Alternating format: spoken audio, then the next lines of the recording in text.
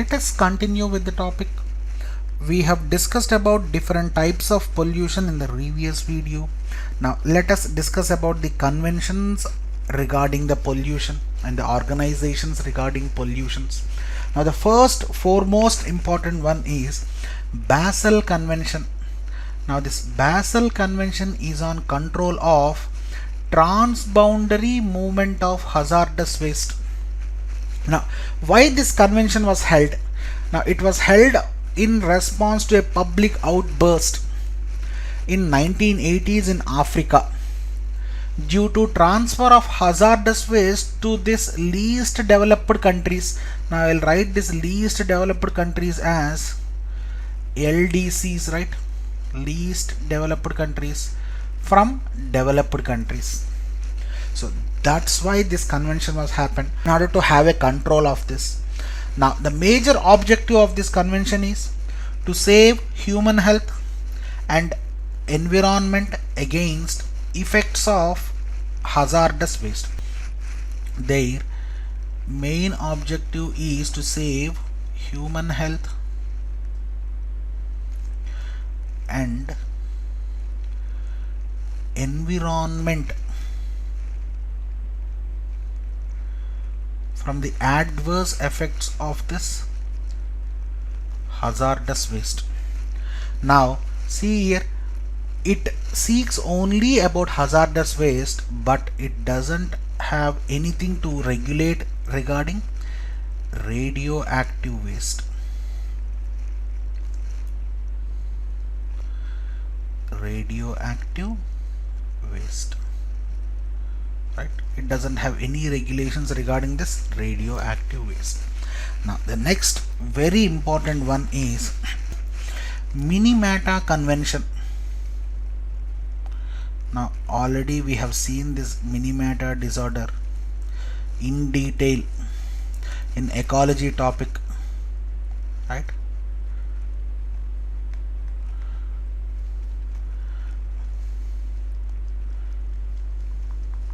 Biomagnification. Now see here, Minamata Convention on Mercury. Now this is a global treaty to save human health and environment from adverse effects of mercury. Hg I am writing this, from the adverse effect of mercury.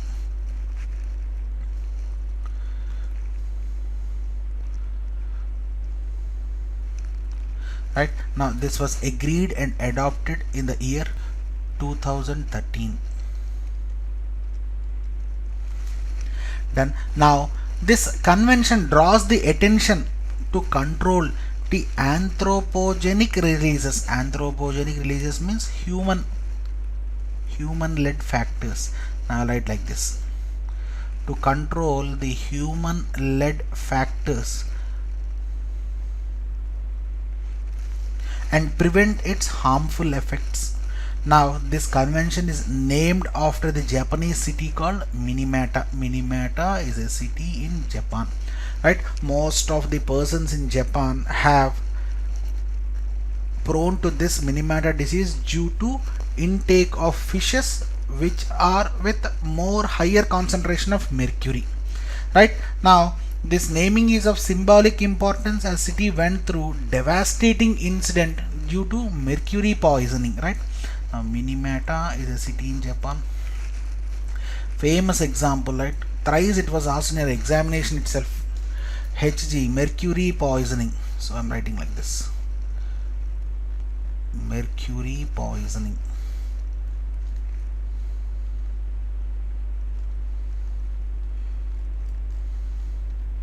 Right, one classic case study of biomagnification.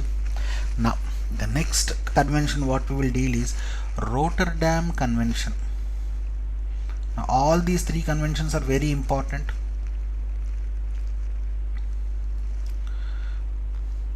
Now what is this Rotterdam Convention? Now this was adopted in 1998 in the conference of plenipotentiaries in Rotterdam, Netherlands, and it was adopted in, it was entered into force in 2004. Right, now what is this Rotterdam Convention? It promotes the shared responsibility and cooperative effect among the countries or parties in international trade of certain hazardous chemicals in order to save human health and environment from potential harm. Now see here, I'll crux down this point. This convention promotes shared responsibility. I'll write only the crux points. Shared responsibility and collective efforts among the parties in this convention in order to curb, in order to control the international trade of hazardous substances.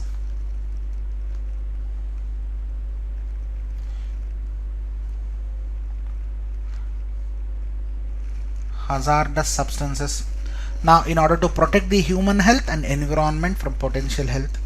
Now this convention covers the entire pesticides, insecticides, industrial chemicals which causes severe health impact and environmental disasters.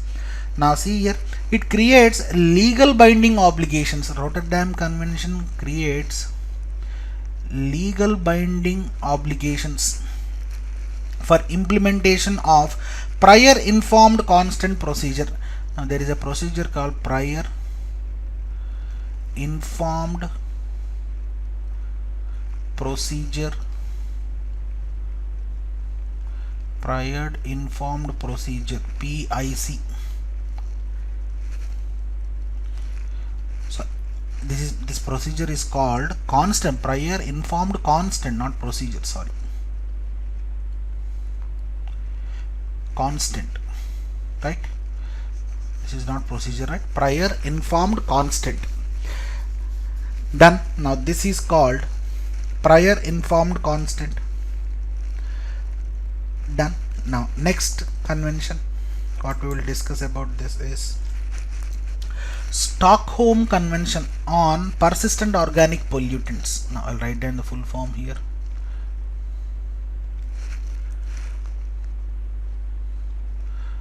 Stockholm Convention on POP. I'll write as persistent organic pollutant. Now what this convention about and what it deals about. Now see here, this was adopted in 2001 and came into force in 2004. Now this convention says about, and it is an international environmental treaty that aims to eliminate or restrict the manufacturing of persistent organic pollutants.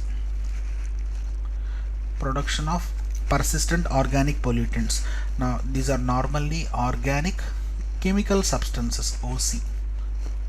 Organic chemical substances. Now this persistent organic chemicals concentrate in living organisms through a process called bioaccumulation, right? Now this POP, persistent organic chemicals, concentrate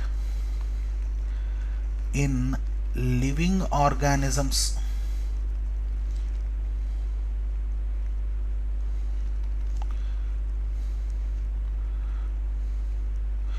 through what process? Bioaccumulation. We have already seen about this in ecology, right? Focus on this. All these were interlinked. That's why in ecology we have dealt very slowly and very clearly of each and every topic. Now in fishes, birds, mammals and predatory animals.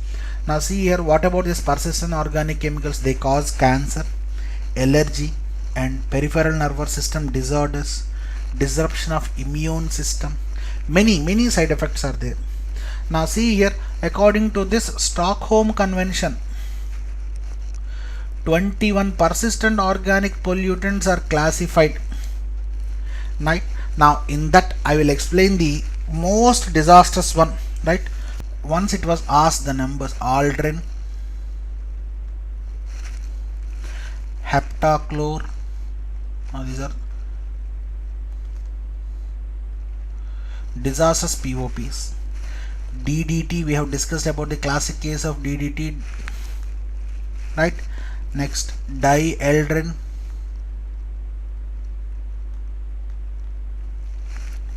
Now next one, hexachlorobenzene. I will write it as HCB, hexachlorobenzene.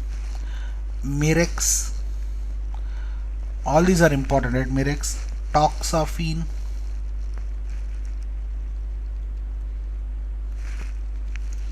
right? Polychlorinated biphenyls, PCB. Now I'll write the full form, we never discussed this. Polychlorinated biphenyls,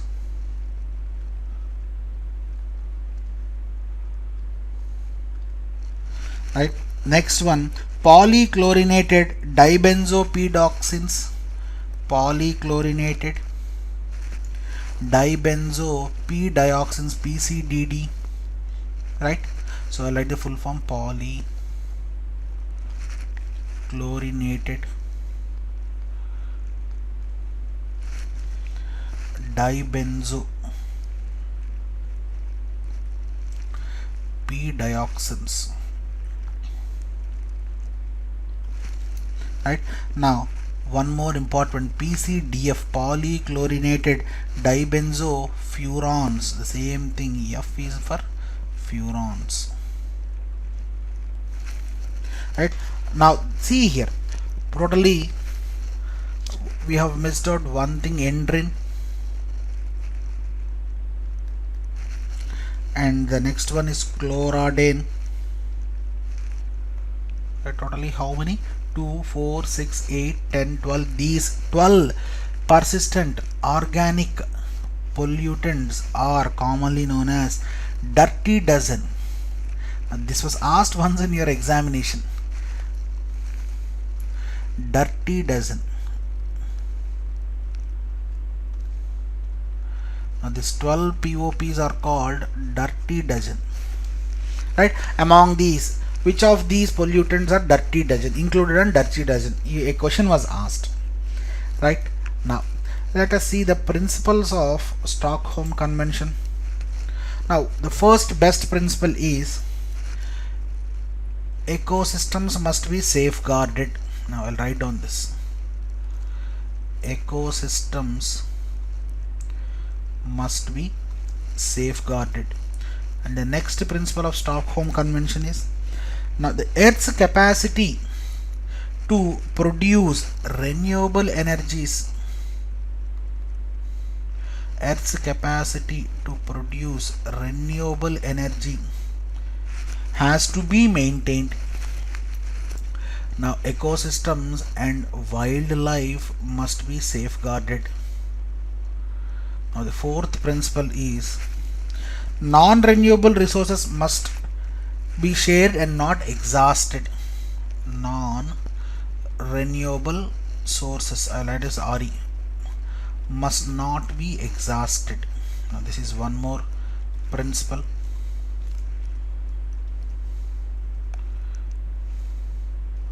Right. The next one is, pollution must not exceed the environment capacity to clean itself. Now already we have discussed this, is Earth Shoot Day. Damaging oceanic pollution must be prevented. Oceans must be safeguarded. Development is needed to improve the environment. One more principle, right? And these are the principles of Stockholm Convention. Now let us see the environmental laws for controlling pollution in India.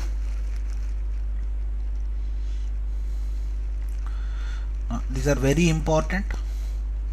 I'll give a brief note of this: environmental laws in India.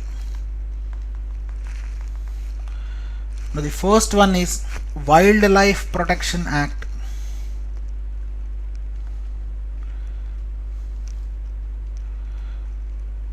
Wildlife Protection Act 1972. Now see here, there is an amendment for this Wildlife Protection Act in 1991.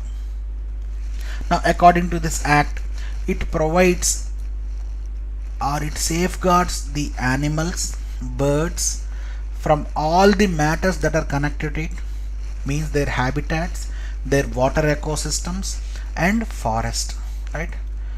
These birds and animals. This is one act. And the next one is water prevention and control. Already we have discussed this. Water, I'll write it as prevention and control, P&C, of pollution. Now we have discussed extensively regarding this Water Pollution and Control Act, right? 1974, in water pollution itself.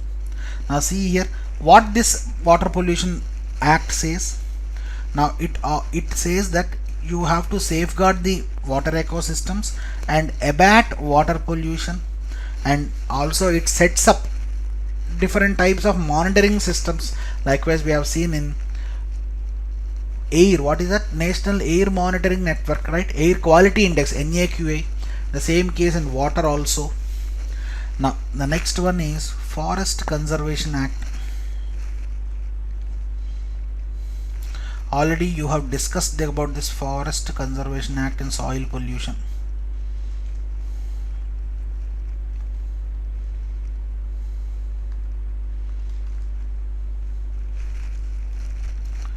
(1980). Right, now what about this Forest Conservation Act? Now it says how to conserve your forest. Already we have discussed this. Now Air Pollution Act, we have discussed this. Now the next one what we have to see is Atomic Energy Act 1982, which deals with radioactive substances.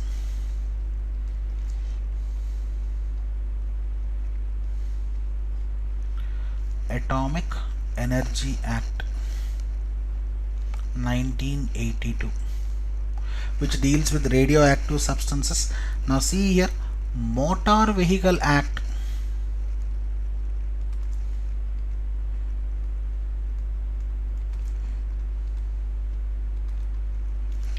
which is established in 1988, now which deals with the hazardous waste released by this vehicles has to be properly packaged, labeled and transported. Now one we have discussed, see here we have discussed about National Environment Tribunal Act and National Green Tribunal Act, and also we have discussed about hazardous waste rules in 1989 in this radioactive pollution, and we have discussed about Biological Diversity Act 2002. Right, now see here one more important one, Noise Pollution Act. There is an important point in this to note down. Noise Pollution Act, now amended act was in 2002. Now what it exactly says? Now it lays down rules, terms and conditions in order to reduce noise pollution, permit use of loudspeakers in public address during night hours. It says you the permittance of sound pollution that must be happen in the night hours between 10 p.m. to 12 midnight. Right? Once it was asked what is the permissible time for noise pollution, some deep in UPSC, or during any cultural organizations or any festive seasons. Now one more important act we have to discuss is Ozone Depleting Substances. Now this is the first time we are dealing this. Ozone Depleting Substances Rules 2000. Now what this says, it shows you how to curb the ozone depleting substances and regulation and production of these ozone depleting substances, for example your CFCs, chlorofluorocarbons. right? Now these are the acts. Now apart from this, we have to discuss one natural instinct of this. The next thing what we will discuss is one more small topic. Let us discuss about one small topic once it was asked in service commission examination. Now the nature of relationship between man and environment. Nature of relationship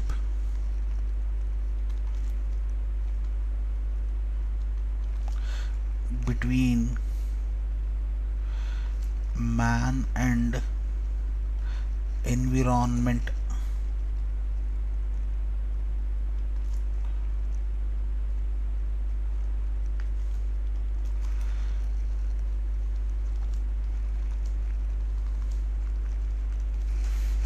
Right? Now what is this nature of relationship between man and environment? Now it shows you how the human beings are influenced or modified their environment as a result of their growth, dispersal, activities, death and decay. Right? Now see here, environment and man, they are interrelated to each other and they affect each other. Now the stages of interaction between human being and nature have been progressive. They are progressive, they are not regressive, right? Progressive. How they are progressive, we will discuss that. Now stage 1.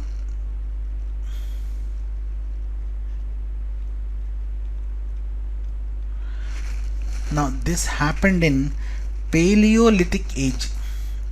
Paleolithic age.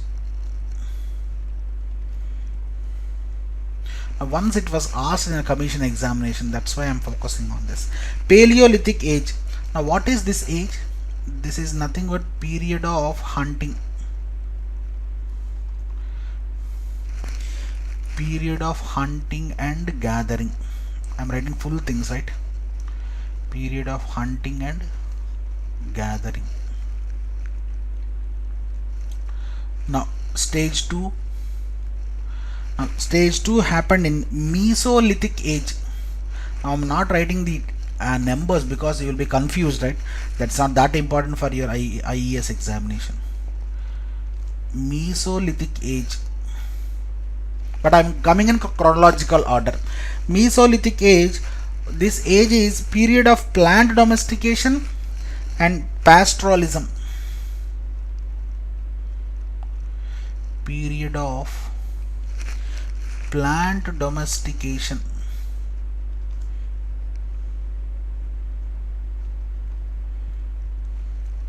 and cultivation, right? Now the third stage of human interaction, this happened in Neolithic age.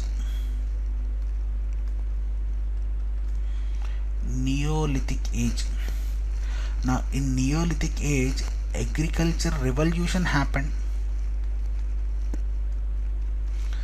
Agriculture revolution, right? Now in stage 4, now this is the development of human beings and the environment.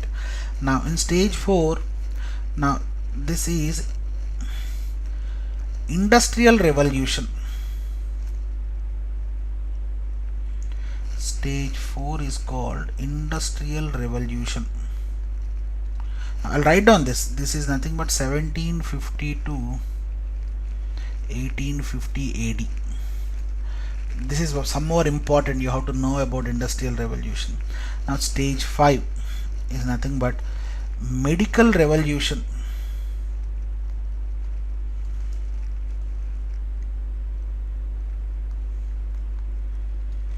Right? Medical revolution. Stage 6 is information technology revolution, IT revolution. Now IT revolution started in 1970. Sometimes this type of questions will be asked in 1990 AD. Now stage 7 is nothing but your biotech revolution. Biotech revolution. Now the next stage 8 is nothing but technological revolution,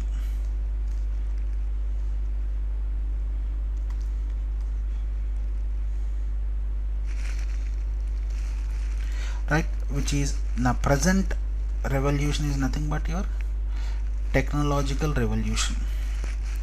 Now stage 9, this is expected to be green technology revolution.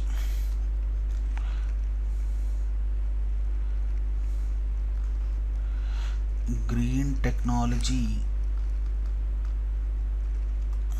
revolution, right?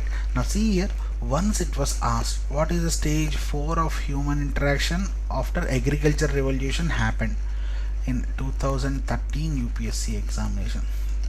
That's why we have discussed about this, right? Now these are the nature of relationship between man and environment. Once it was asked in Service Commission examination regarding this degradation and pollution, right? Now desirable levels of sound as per Central Pollution Control Board, you have to know that desirable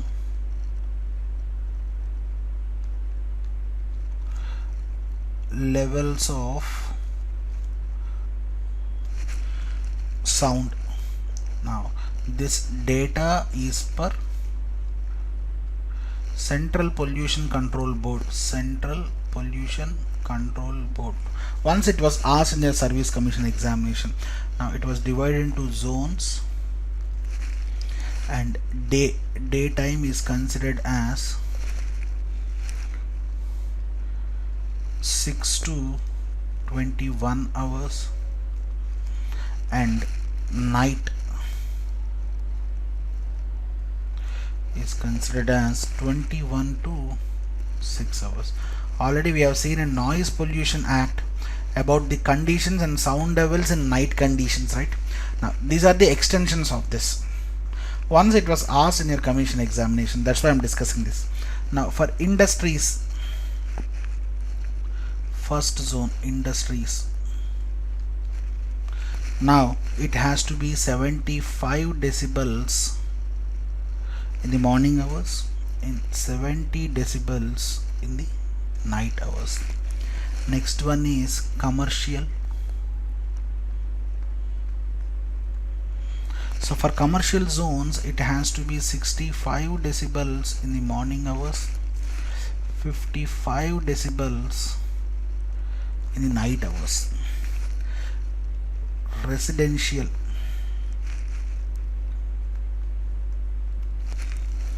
it must be 55 decibels in the morning hours, 45 decibels in the evening hours, night hours. Silent zone,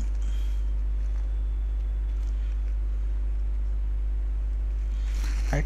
It has to be 50 decibels in the morning hours and 40 decibels in the night hours. Now once in 2016 Service Commission examination, as this is very important for industrial zones, what is the levels of sound pollution in morning and night hours? This is the question asked, exact question, right? And done. This is the concept we have to deal with. Some more points to be left, or to be dealt.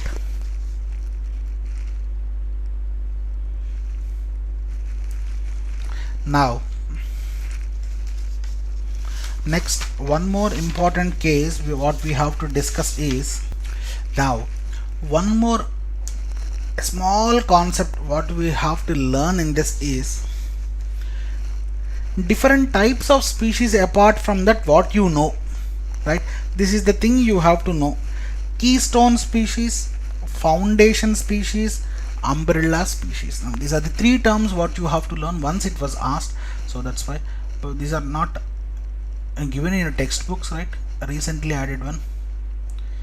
Keystone species. Next one, foundation species.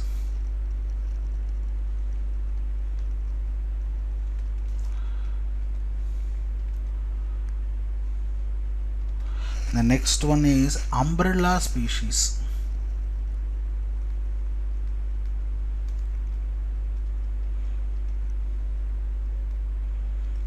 Right. Now what are these keystone species? What are these foundation species? And what are these umbrella species? Now keystone species play a critical role in maintaining the structure of an ecological community, and whose impact on the community is greater than that would be expected based on its relative abundance or total biomass. See here, even though they look very small, but their impact on the community will be more than their total biomass. Right, now see here, these keystone species play a critical role in maintaining, I'll write down the point here, the structure of an ecological community. Structure of an ecological community.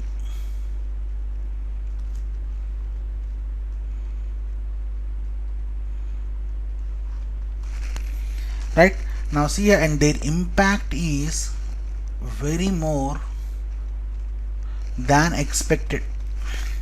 Right, now next one, foundation species.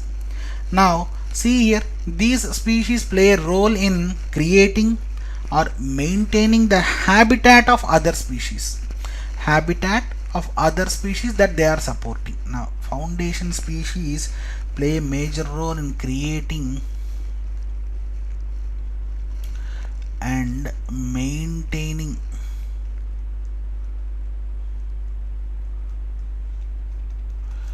habitat that supports other species. Now you have to know this, that support other species. Right, now what are umbrella species? Now see here, umbrella species is a large animal or organism on which many other organisms depend. Now these umbrella species are usually migratory and need a large habitat. And I will write down the crux points here. Now it is a large animal or organism on which many other species depend. Many other species depend. Right, this is one more important one. Now this is the question asked in Service Commission Examination 14. Right, focus, that's why I'm discussing this. Now the last one is indicator species. See here, tubifex or larva, this is an indicator for water pollution. Right, so this is where we coin these terms, indicator species. Now this is a plant or animal that is very sensitive to environmental changes in the ecosystem, and they give warning that habitat is suffering. Right, now see here, already we have discussed this example, tubifex. This is also asked in a Service Commission examination. These are sensitive to environment.